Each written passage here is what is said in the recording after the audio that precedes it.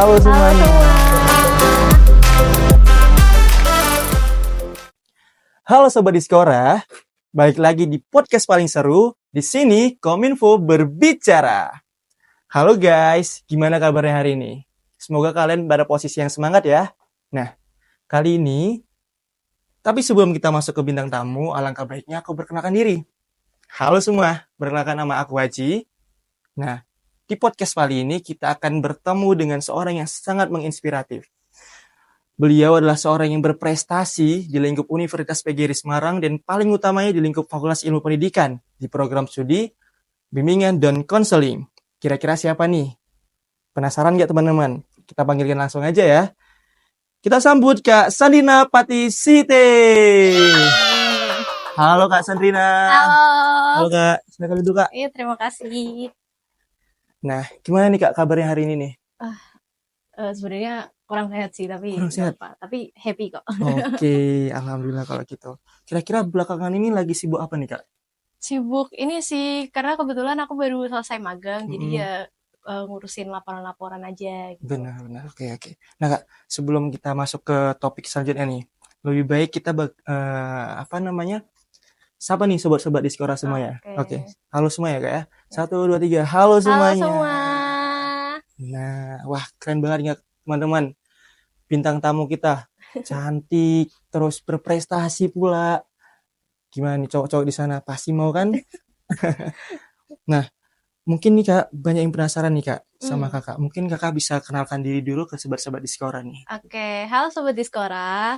Perkenalkan, nama aku Sandrina Patisite. Mungkin bisa dipanggil Sandrina atau Sansan. Aku di Prodi Bimbingan Konseling sekarang semester 6. Semester Ya, 6. semester 6. Nah, itu teman-teman, Kak Sandrina ini salah satu terpilih sebagai mahasiswa berprestasi nomor 3 di tingkat Universitas PGRI Iya, puji Semarang. Tuhan. Alhamdulillah. Nah, Kak, mungkin kita langsung masuk ke pertanyaan aja ya, Kak ya. Boleh, Boleh ya. boleh. Nah, ini datang dari pertanyaan dari teman-teman Instagram dari BEM FIP nih, Kak. Oh, oke.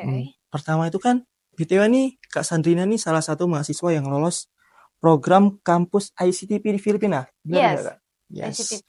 Nah, gimana Kak rasanya bisa ikut ICP di Filipina nih? Kalau dari aku sendiri tuh nggak nyangka ya, Gak nyangka. karena awalnya tuh iseng gitu, Hmm. iseng kayak izin orang tua kayak boleh ikut ini nggak, terus sama orang tua cobain aja siapa tahu barangkali lolos gitu. Hmm. Ternyata udah daftar kan wawancara sama Bu Dini, tes buat bahasa Inggris dan lain-lain, lolos. Alhamdulillah. Iya. Terus tandanya orang tua tuh support banget ya dalam hal Orang ini tua kan? support gitu. Sebenarnya dari awal tuh support-support aja kalau ikut kegiatan kayak gitu. Cuman kan aku sendiri kan mengenai biaya ya. Benar-benar. Tapi begitu dikabarin sama Bu Desi, wali dosen aku kan Bu Desi. Nah, dikabarin sama Bu Desi kalau itu 100% beasiswa. Jadi langsung aku bilang ke orang tua kalau misalkan ini tuh kita nggak keluar biaya apa-apa gitu. Akhirnya mereka setuju. Akhirnya aku diizinin buat daftar. Tandanya transport, makanan dan segala macam hidup di sana dibiayain semua ya Kak ya? Yes, betul. Betul. Ya. 100%. Jadi kita cuman keluar biaya untuk paspor. Karena kan paspor kan pribadi kan Iya ya. benar. Cuman bikin paspor aja sih. Terus selama program di ICTP di Filipina tuh berapa bulan tuh Kak? Atau berapa minggu? Kalau dari kami sendiri itu 4 bulan lamanya. 4 bulan. Jadi kami berangkat tanggal 1 September, baliknya tanggal 29 Desember. Full 4 bulan di sana. Oke. Nah ini Kak juga ada nih teman-teman sobat Diskora ini ada yang penasaran nih Kak. Ada nggak sih culture shock atau pengalaman unik yang Kak Sandrina alami selama di Filipina? Mungkin soal kuliah di sana atau mengenai makanan ataupun juga gaya hidup yang di sana mungkin berbeda dengan yang di Indonesia Kak. Oke, sebelumnya aku kasih disclaimer dulu ya. Aku di Filipina itu bukan di bagian pusat kota. Jadi aku di bagian utara, paling utara. Itu di bagian Lawak. Itu di Ilocos Norte, Ilocos bagian utara. Nah, di situ itu tuh bukan kayak kota. Kan kalian kan kalau Manila kan bisa kan kayak Jakarta gitu kan. Iya, Itu enggak. Jadi kita lebih ke bagian pedesaan. Tuh, kalau aku bilang sih vibe-nya kurang lebih sama kayak Purworejo ya gitu. Purworejo. Iya, jadi masih desa gitu. Nah, yang bikin culture shock-nya itu adalah mereka di sana tuh pakai seragam. Yes, seragamnya tuh warna kuning sama biru, bawahannya biru gitu. Terus mereka setiap harinya tuh harus pakai, kalau buat yang cewek nih ya kalian tuh harus pakai pantofel. Jadi harus pakai heels hitam itu wajib. Nah kalau hari Rabu sendiri itu pakaiannya bebas. Nah culture shock lagi tuh di sana itu kuliah kayak nggak kuliah.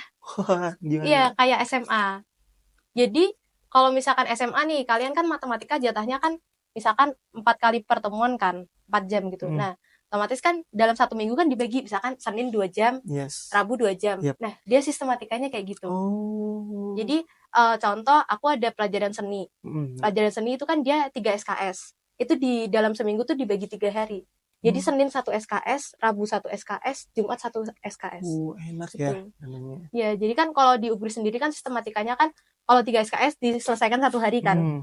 Mereka enggak dibagi itu. Jadi 1 minggu itu 3 kali pertemuan. Jadi 1 kali pertemuannya 1 SKS 1 SKS. Oh, kayak gitu. Kira-kira mungkin culture shock lain Kak mengenai makanan atau gaya hidup teman-teman Filipina di sana? Oh, kalau makanan sendiri ini karena kan kalau di Indonesia kan kita banyak rempah ya.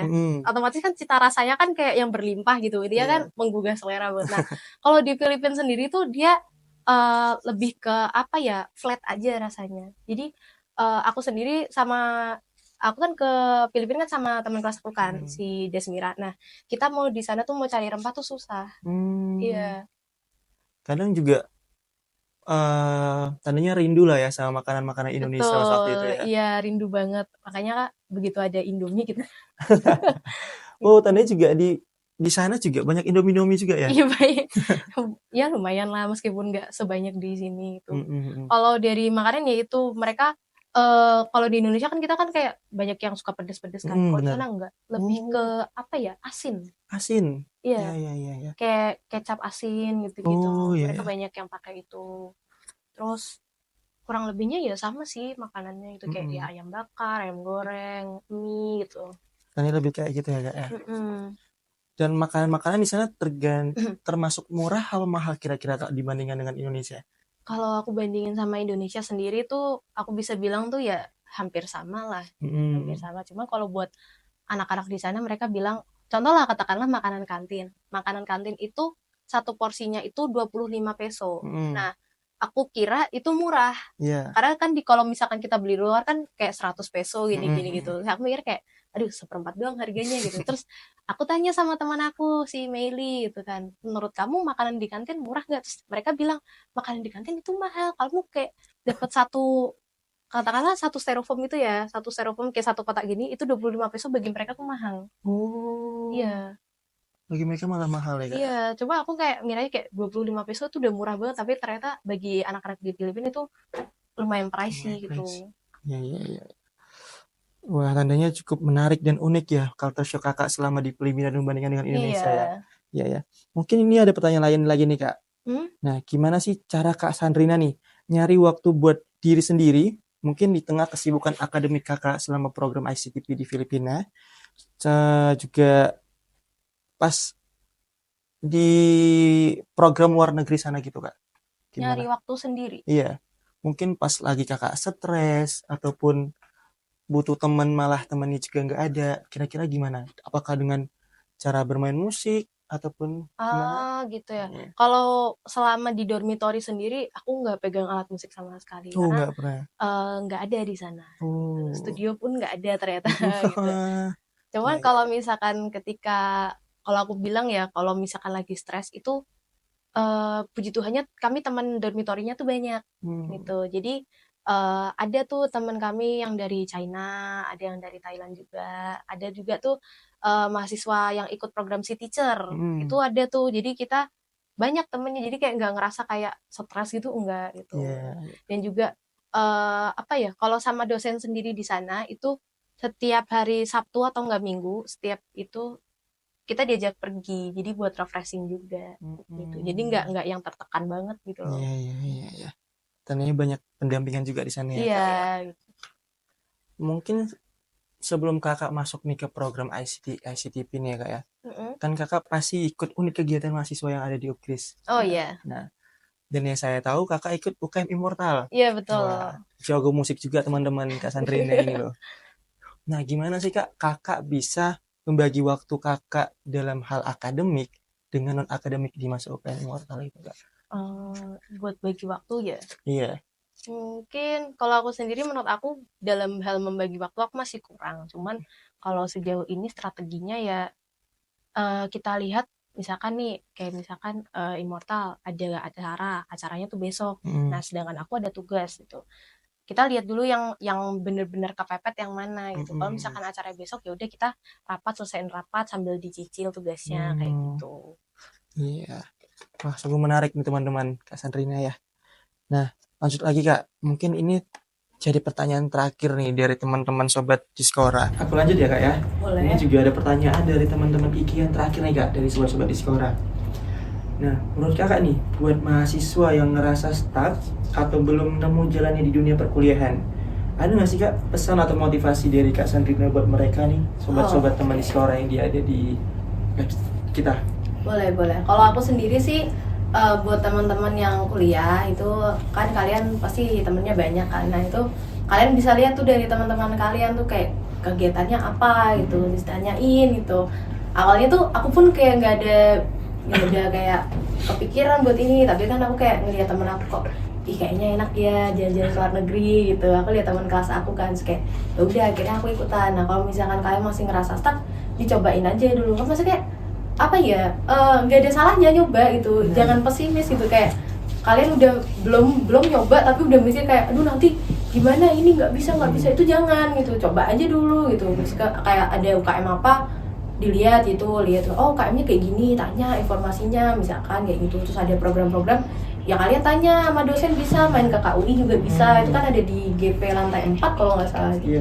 Tuh main ke sana aja, tanya informasinya apa, dicobain aja semua. Karena kan apa ya, kita kan mahasiswa kan jamnya kan lebih fleksibel daripada anak-anak SMA pada umumnya gitu kan. Cobain aja, kayak nggak ada salahnya gitu. Nah itu teman-teman, apa yang kata Kak Sandrina bahwasanya coba aja selain kalian bisa.